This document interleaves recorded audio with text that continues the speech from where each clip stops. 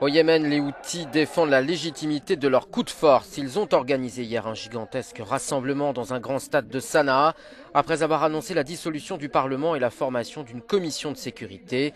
Elle gérera les affaires du pays jusqu'à la mise en place du conseil présidentiel.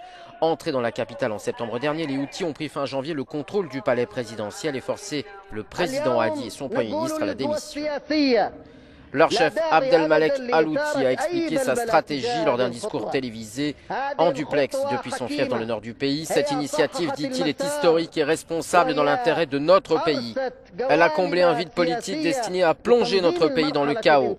Il a invité ses adversaires à le rejoindre, y compris dans la lutte contre le réseau Al-Qaïda, bien implanté dans l'est et le sud du pays. Le parti islamiste Al-Islah a rejeté une initiative unilatérale et de nombreuses manifestations ont eu lieu dans tout le pays, notamment à Taïs, dans le sud-ouest. Pour ce militant de la révolution de 2011, les Houthis se comportent, dit-il, comme des êtres hystériques.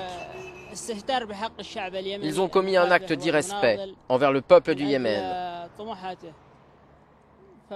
alors que chacun se bat pour conserver l'unité de notre pays. Il risque de nous attirer encore plus d'ennuis, au niveau régional et au niveau international, dit-il. La mainmise des Houthis a été dénoncée comme un coup d'État par les pays voisins du Golfe et critiquée par les États-Unis et les Nations Unies.